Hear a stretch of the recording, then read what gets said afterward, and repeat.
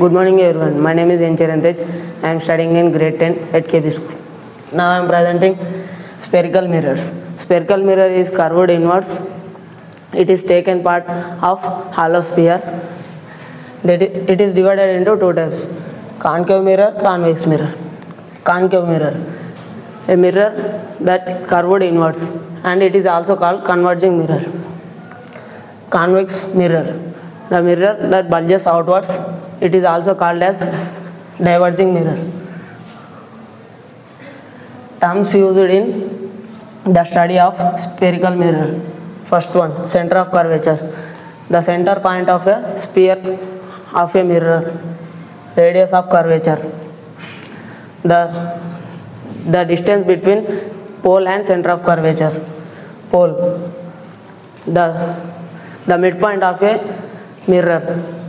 Principal axis, a straight line passing through the center of curvature and pole. Principal focus, all light rays converge at one point after reflection on principal axis, that called principal focus. Focal length, the distance between pole and focus is called focal length.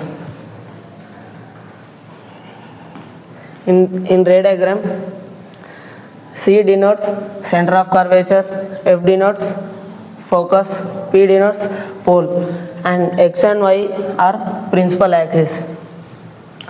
The distance between center of curvature and pole is called radius of curvature. The distance between focus and pole is called focal length. Thank you.